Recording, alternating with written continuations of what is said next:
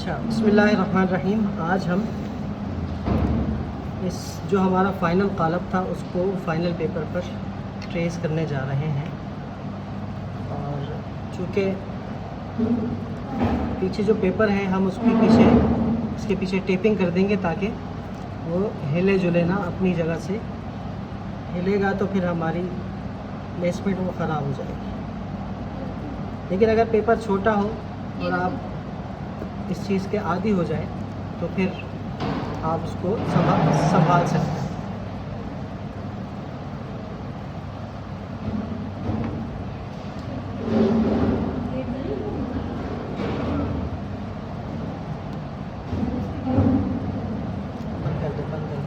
बंद करें खिड़की। इशू नहीं है हमारे पास, कोई मसला नहीं, चल जाएगा।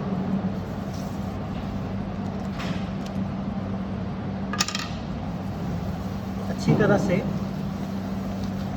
टिश्यू से इसको मैट कर दें थोड़ा सा, ताकि इंक आपकी सही तरह कागज़ पे जज़्ब हो सके। जिस हिस्से पे लिख रहे हैं उस पे ही कर दें तो काफ़ी है, क्योंकि बाकी तो हमने यूज़ नहीं करना।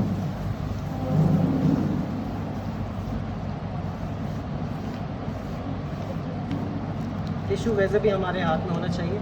इसके साथ साथ जब आप मुक़र्रर पे कोई चीज़ फ़ाइनल कर रहे हो तो आपके हाथ में वो कॉटन बड भी होनी चाहिए कि फ़ौरन से हमने किसी लफ्ज़ गलती हो जाए तो उसको मिटाना है।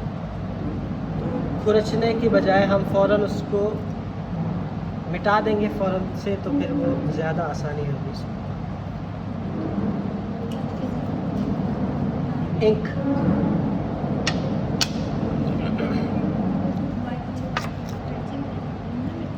अब जब हम फाइनल करने लगते हैं तो हाथ के नीचे हमने कोशिश करना है कि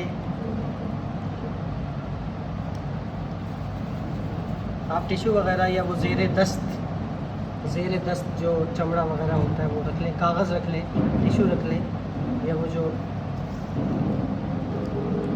किसी हलाल जानवर का चमड़ा वगैरह वो रख लेते हैं, साथ का तरीका है।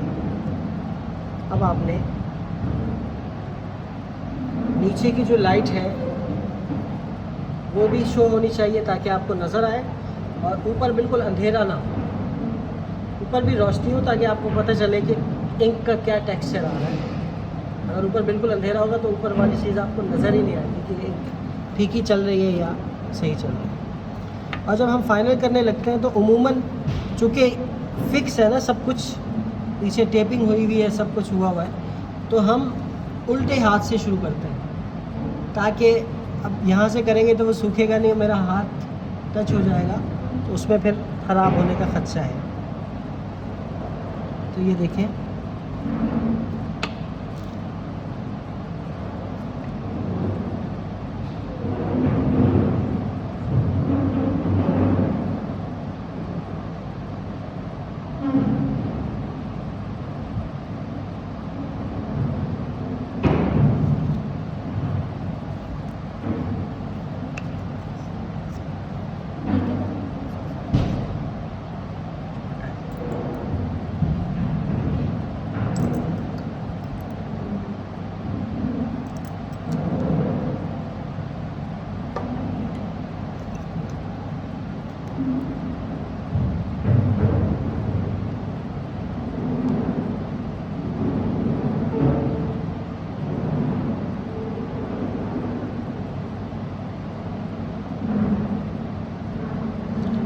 स्ट्रोक वहाँ रोकें जहाँ पर कलम वहाँ रोकें जहाँ स्ट्रोक ख़त्म हो, ताकि वो जो दोबारा इंक लेने का निशान है ना वो नज़र ना आए। अब जैसे मीन यहाँ से शुरू होता है, देखिए हिल गया, टेपिंग ना होने का नुकसान ही होता है, लेकिन खैर हमने ज़्यादा नहीं लिखा था तो इस वजह से हम मैनेज कर लेंगे उसको।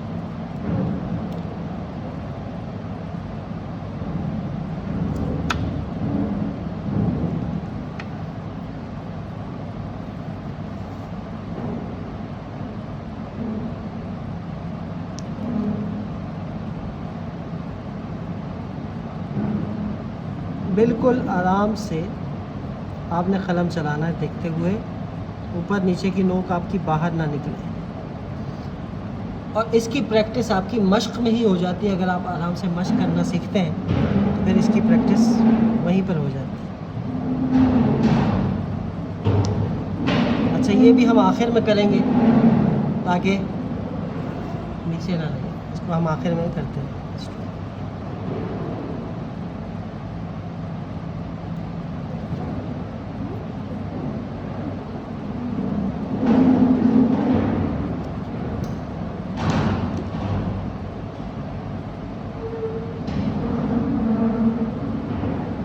ब्लैक इंक में चूँकि ज़्यादा टेक्सचर नज़र भी नहीं आता कलम का, तो कोई मसला नहीं होता। लेकिन कलर्ड इंक हो तो उसमें हमें बड़े एहतियात से चलना पड़ता है ताकि बीच में किसी लफ्ज़ को ख़त्म होने से पहले ही हमारा कलम ना रुके। अगर रुक गया तो फिर उसका क्या तरीक़ा है वो इंशाल्लाह जब हम कलर इंक से कुछ चीज़ बनाएंगे तो वो।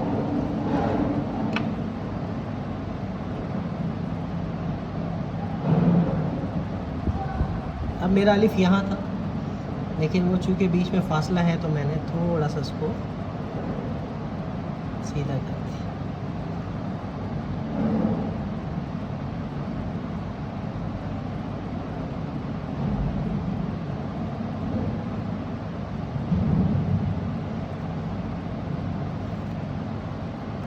जो थोड़ी बहुत टचिंग फिनिशिंग है वो हम बाद में करेंगे।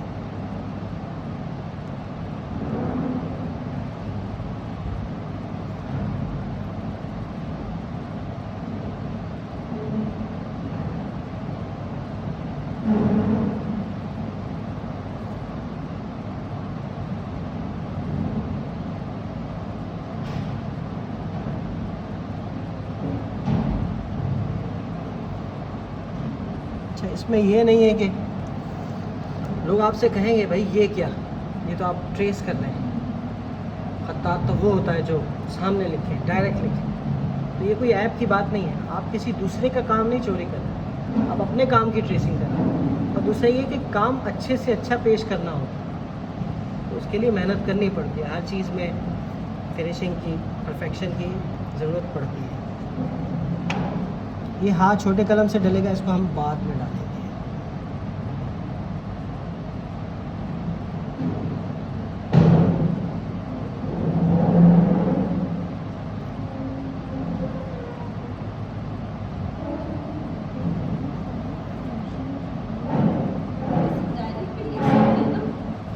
जी जी, डायरेक्ट ये होता है कि जैसे इस कॉम्पोजिशन की मेरी इतनी मश्क हो गई हो, इतनी मश्क हो गई हो कि मैं बग़ैर उसके भी सही तौर पर लिखूं तो फिर मैं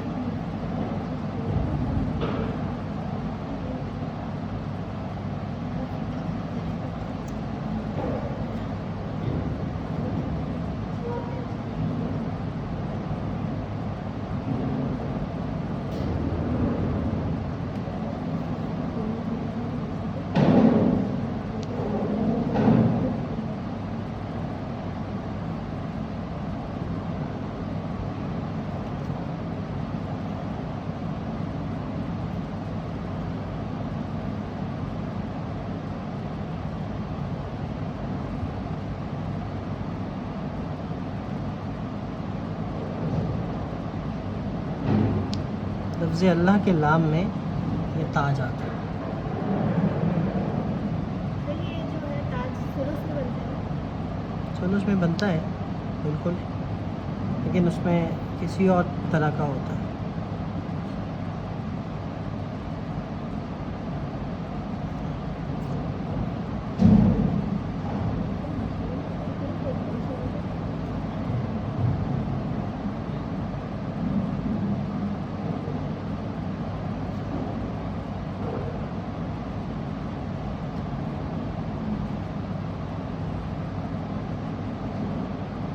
जब काम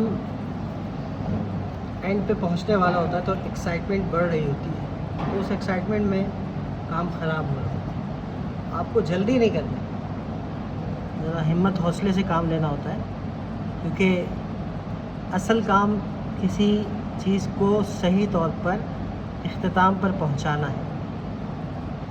आखिर में जल्दी करते हैं तो फिर गलती हो जाती है, सारी मेहनत ज़ाया हो जाती है। इस चीज़ का ख्याल रखें। देखिए हमारा इस चीज़ में ज़्यादा टाइम नहीं लगता।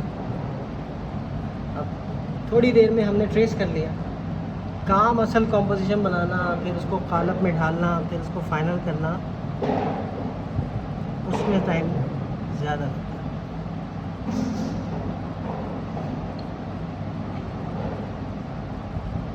कोई डार्क रेड कलर की इंक है किसी के पास? नहीं, तो हम इसी से बस ग्रीन कलर की है पिंक लाइट तो उसका नाम दिया। सर नेम इज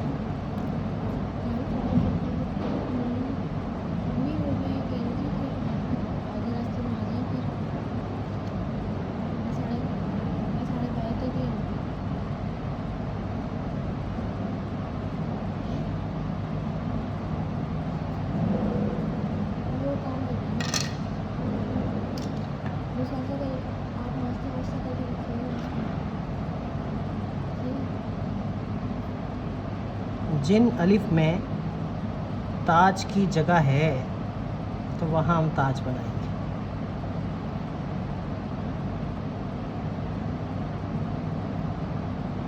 कितने mm का करेंगे? ये 2 mm का है।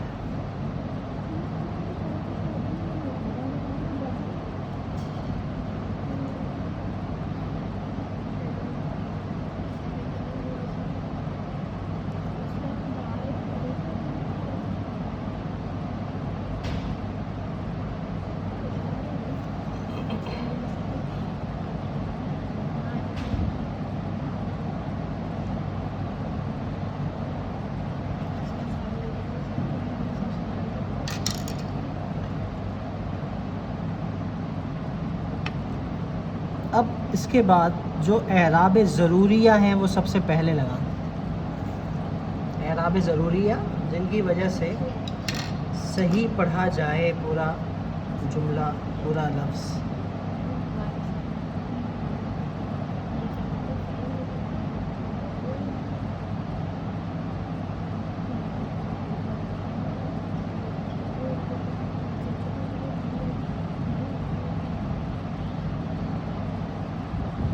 मैंने छोटे कलम से ही डबल कर दिया इसमें।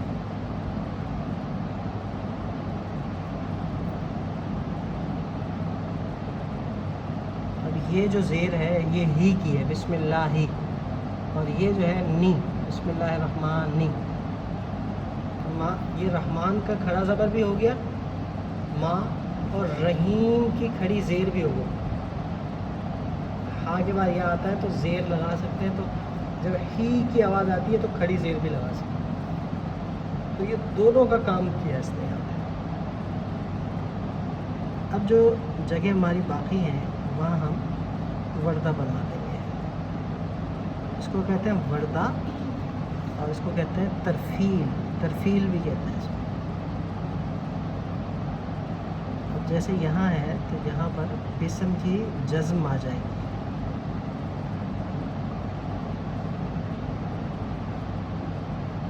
अब यहाँ बड़ी जगह है तो हम बड़े कलम से ज़ेर डाल देंगे।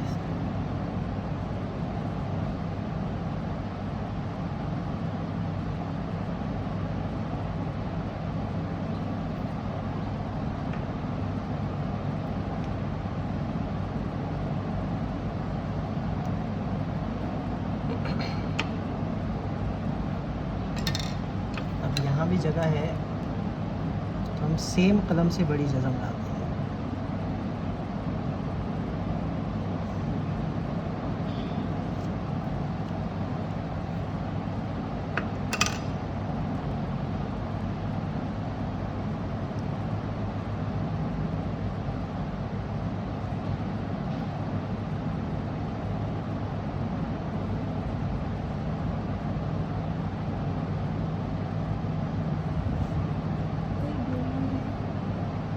ये इसको कहते हैं शोला, या कहते हैं, हाँ, ये भी आप जगह पुर करने के लिए लगाते हैं।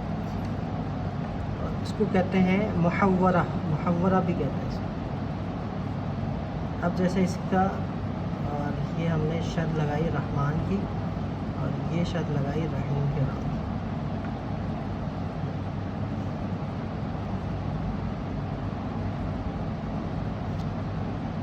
तकरीबन हमारा ये सर्कल कंप्लीट हो गया। अब रह गया इसमें तिल। सीन के नीचे सीन की अलामत।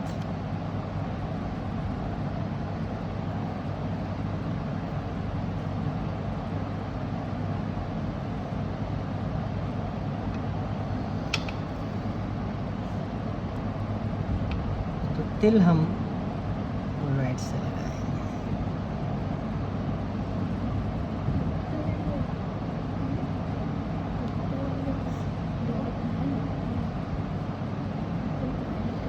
ये नुक्ता होता है, स्क्वायर बनाते हैं हम, और ये जगह पुर करने के लिए।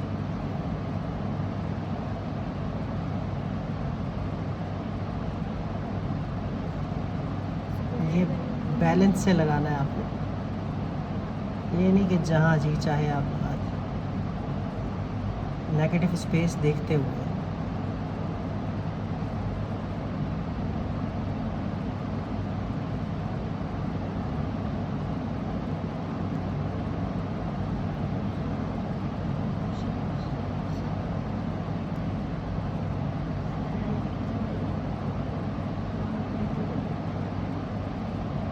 कोशिश की जाए कंपोजिशन वो अच्छी होती है जिसमें लफ्ज़ों से ही शेप को भर दिया जाए और ज़्यादा तज़ीनात और तश्कीलात की ज़रूरत पेश ना आए। यानी वो तश्कीलात हों जो ज़रूरियाँ हैं, जैसे इस लफ्ज़ के अपने एराब हैं वही हम डालें।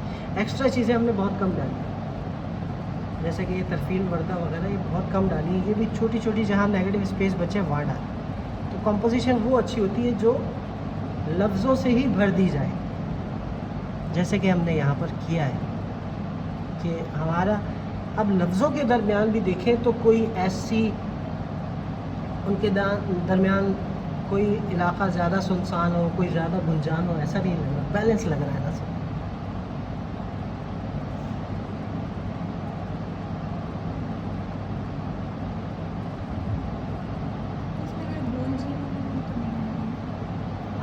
आ सकता है, रहमान गोल वाला डाल सकते हैं, रहीम गोल वाला डाल सकते हैं।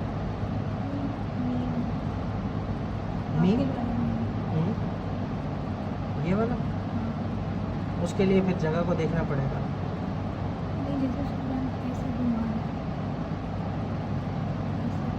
हाँ वो भी आ सकता है, वो भी थोड़ी मॉडर्न चली जाएगी, मॉडर्न।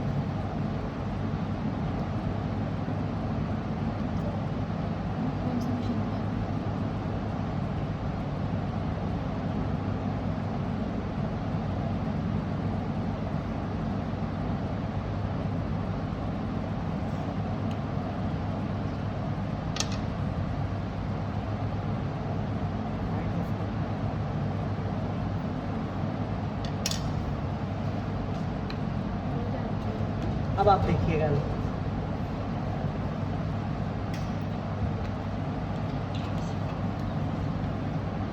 अब इसकी टचिंग फिनिशिंग रहती है, तो वो हम करते हैं फिर इंशाल्लाह काम हमारा पूरा हो जाएगा।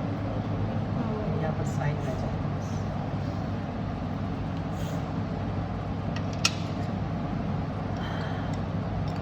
उसके लिए आप छोटे से छोटा कलम लेते हैं या फिर एक टूल आता है जो कि मेरे पास अभी यहाँ मौजूद नहीं है, से आप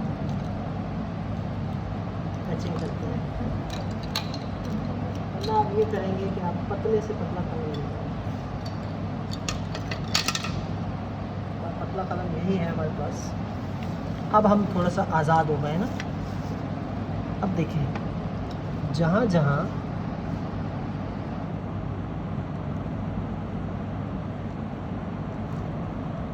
अब टचिंग करने से पहले थोड़ा सा इंक लेना तो कहीं पर टच कर दें ताकि ज़्यादा इंक ना आए। जैसे कि यहाँ पर डिसबैलेंस है थोड़ा सा, ये टचिंग कर दें।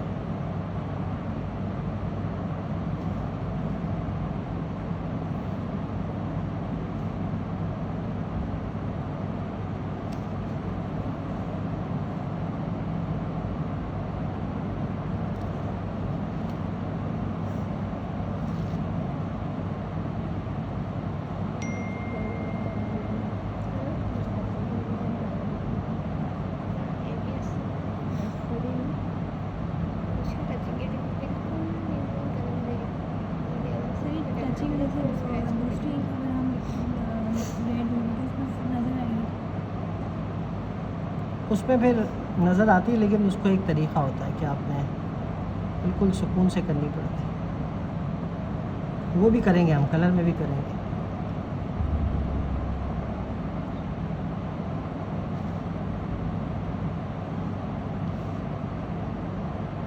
उसमें ये है कि थोड़ा सा एहतियात से काम करना पड़ता है।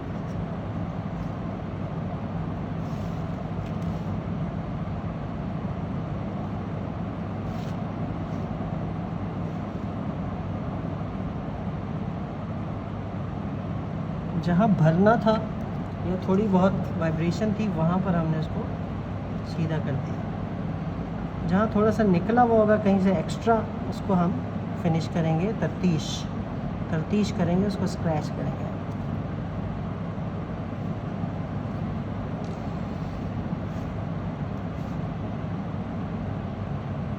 बहुत ही सब्र आज़मा काम है, और ये हर चीज़ से आप फारिग होकर जब बैठे ना, जब आपको कोई तंग करने वाला ना हो, और कुछ सुकून से, तब ये काम होता है।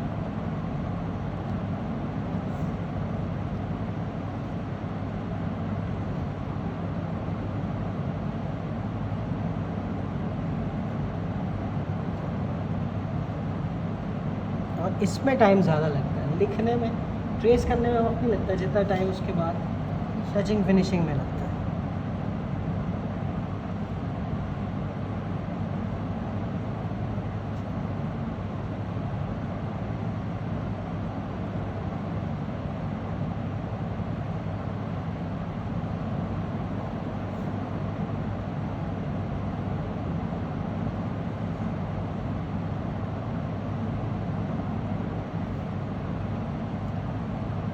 थोड़ी बहुत ये हो गई है, और हम इसे फिनिशिंग करेंगे। फिनिशिंग के लिए ये होता है कि थोड़ी देर आप सूखने के लिए छोड़ दें। इंक फ़िलहाल ऊपर से सूख तो गई है, लेकिन अंदर से नहीं सूखी सही। जब वो सूखी भी होगी ना सही, जैसे कि आप आधे घंटे बाद करेंगे। एक्रेलिक इंक जल्दी सूख जाती है, ये नॉन एक्रेलिक है, तो ये थोड़ा सा टाइम लेती है।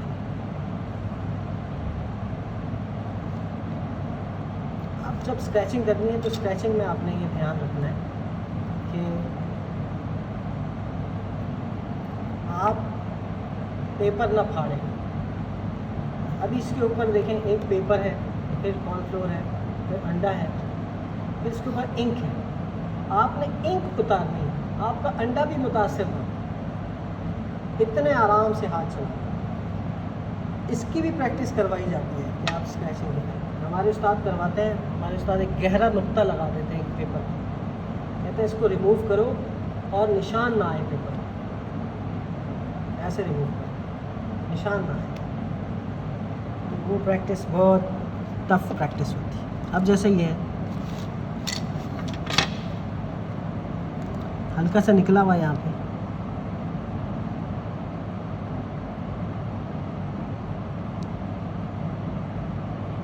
जल्दी भी नहीं करना, नोट से। देखने वाला बंदा उकता जाए, बोर हो जाए कि भाई क्या कर रहे हो तुम। बिल्कुल आराम। और ये जितनी मज़ेदार होगी ना, थोड़ी देर में ये लफ्ज़ ऐसा मज़ेदार होकर आपके सामने आएगा कि जैसे ब्लेड से लिखा हो।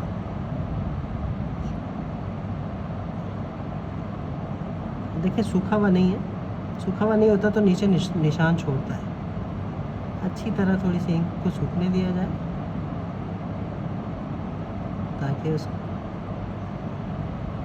ना आपका ब्लेड, अच्छा ब्लेड भी शार्प होना चाहिए और कागज़ अच्छा होना चाहिए, आपकी नज़र भी तेज़ होनी चाहिए, लाइटिंग अच्छी होनी चाहिए। अच्छा, जो नीचे की आउटलाइन थी तो मैंने यूँ कर दी। अब ये आउटलाइन है ऊपर की, ये रॉ के नीचे की है, ये ऊपर की है। इसको मैं यहाँ से नहीं करूँगा, हाँ पेपर घुमाना पड़ेगा, क्योंकि यहाँ से करूँगा तो मेरा ब्लेड इंक को स्क्रैच कर देगा नीचे से, तो मुझे पेपर पलटना पड़ेगा। जहाँ जहाँ तक ये हो सकता है वहाँ से करते हैं। देखिए ये एक्स्ट्रा लग गया, इतने प्यार से करें गोया के अभी देखें आप लोग कि आपको पता ही नहीं चलेगा कि यहाँ पर कुछ था। मैक्सिमम अंडे की कितनी लेयर लगानी है? 2, बस 2। मिनिमम 2, मैक्सिमम तो आप जितनी चाहें 4 लगा, 3 लगा लें, 4 लगा लें, 6 भी कर सकते, लेकिन 6 कोटिंग ज़्यादा अंडे की नहीं करते, 6 आप कॉर्नफ्लोर की कर सकते। आपकी जितनी फाउंडेशन मजबूत होगी ना उसकी, तब मेकअप अच्छा होगा।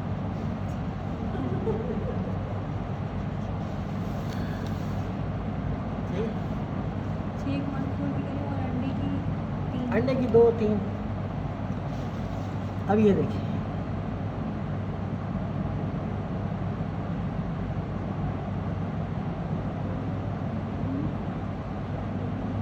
मज़ा आ रहा है, चीज़ साफ सुथरी हो जाती है।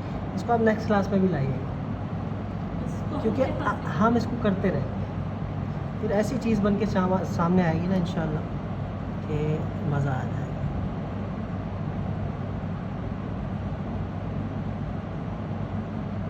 आपने ज़ाया नहीं करना अच्छी तरह। ये देखिए कैसा ज़बरदस्त होगा, इसको देखिए। इसके लिए आपका ब्लेड शार्प होना चाहिए।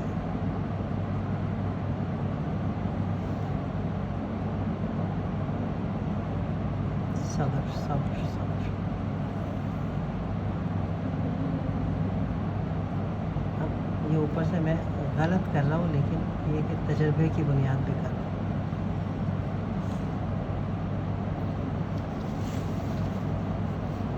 अब जैसे ये है,